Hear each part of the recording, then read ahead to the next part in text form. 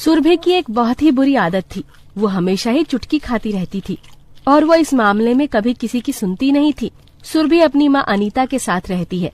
ऐसे ही एक दिन सुरभि कॉलेज से घर आती है और चुटकी खा रही थी कि तभी उसकी माँ अनीता ने उसे देख लिया और वो सुरभि को जोर से थप्पड़ मारती है और बोलती है, तुझे मैंने कितनी बार समझाया है कि ये सब मत खाया कर। ये सब खाने से तेरे ही शरीर पर नुकसान होगा।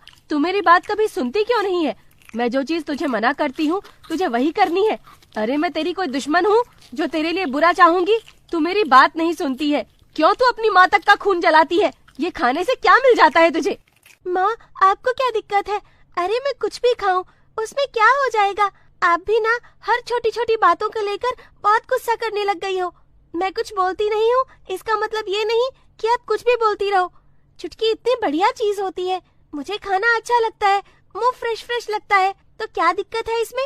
मैं तो कहती हूँ आप भी खाओ, आपको भी खानी चाहिए, इसमें कोई बुराई नहीं है। हे भगवान, इस लड़की का क्या होगा? मैं इसे कितना भी समझा लूं, कुछ भी समझा लूं, कभी इसके दिमाग में मेरी बात जाती क्यों नहीं है? अरे मैं तुझे बोल भी क्यों रही हूँ? तुझे करनी तो अपने मन की ही है। मैं तुझे कुछ बोलूंगी ही नहीं।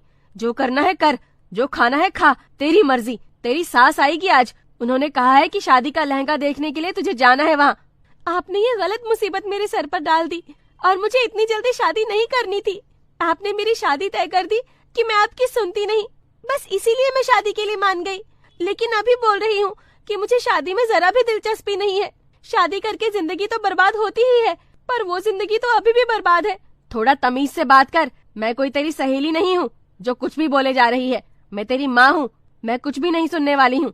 और हाँ, बोल दिया कि तू उनके साथ जाएगी अपनी शादी की शॉपिंग के लिए, मतलब जाएगी। मुझे इसके आगे कुछ भी नहीं सुनना है, ठीक है? अब जा, जल्दी से जाकर तैयार हो जा। बकवास करने के लिए कह दो, वो बड़े मजे से करेगी। काम करना एक भी नहीं जानती।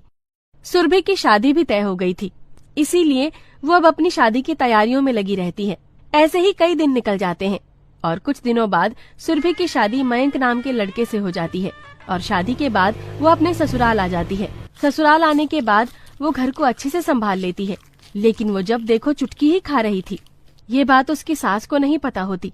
एक दिन सुरभि की सास माला उससे कहती है, अरे बहू, मैं काफी दिनों से देख रही हूँ, तू जब देखो कुछ न कुछ चबाती रहती है। अरे कुछ अलग सा खाती है क्या तू?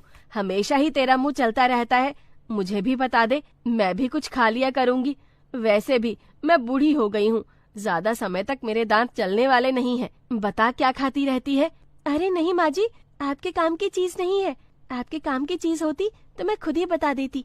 और मैं काम कर रही हूँ, काम के समय मुझे कोई डिस्टर्ब करता है, ये मुझे बिल्कुल भी पसंद नहीं आता। इसलिए पहले मैं काम करूँगी और फिर बाद में आपसे आराम से बात करूँगी, ठीक है ना? चल ठीक है बहू, तू काम कर ले। मगर अक्सर माला अपनी बहू से पूछती रहती है, लेकिन सुरभि कभी भी अपनी सास को कुछ नहीं बताती है कि वो खाती क्या है। ऐसे एक दिन सुरभि चुटकी खाने के बाद थूकने जाती है कि तभी वो थूक उसकी पड़ोसन बिमला पर जा पहुंचता है। बिमला को बहुत ज्यादा गुस्सा आता है और वो तमतमाते हुए सीधा माला के घर में आ जाती है और माला पर चिल्लाते हुए बोलती है, अरे माला, अपनी बहू का कुछ समझाती क्यों नहीं है? फालतू की चीज खाती रहती है, ऊपर से लोगों पर थूकती रहती है। अभी मैं जा रही थी गली से कि तेरी बहू ने मेरे ऊपर पता नहीं क्या पान वान खाकर थूक दिया।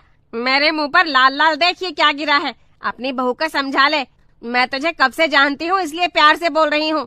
यही कोई और होता तो मुझे उसे सीधा करना अच्छे से आता है, ये बात तू भी जानती है। अरे मेरी बहू पान वान कुछ नहीं खाती, ऐसी आदतें नहीं है मेरी बहू की। तुझे कोई गलत फहमी हुई होगी, किसी और ने कुछ और खाकर तेरे मुंह पर थूक दिया होगा और तू यहाँ लड़ने आ गई। वैसे भी तुझे लड़ने का बहाना ही चाहिए होता है। मुझे लड़ने का बहाना नहीं चाहिए होता, बल्कि तेरी बहू पान खाने वाली है।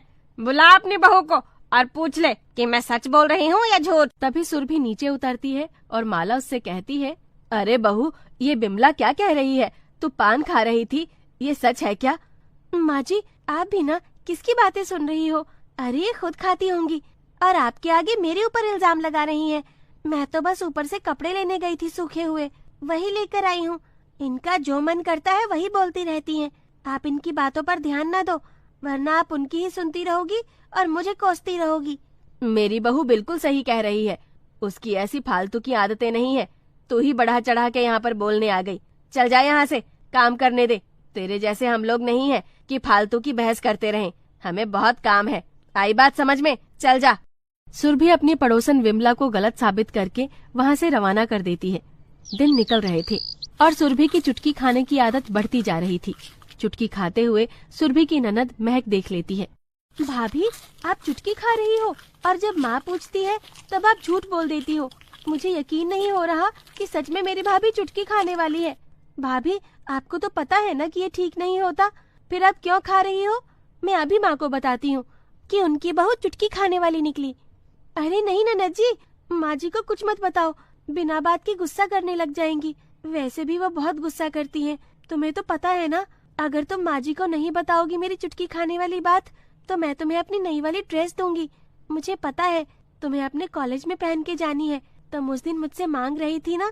भाभी, जब आपने इतना अच्छा ऑफर दिया है तो मैं कैसे आपकी बात को टाल सकती हूँ। मैं माँ को कुछ नहीं बताऊंगी, आप आराम से चुटकी खाओ और मुझे अपनी वो वाली ड्रेस दे दो।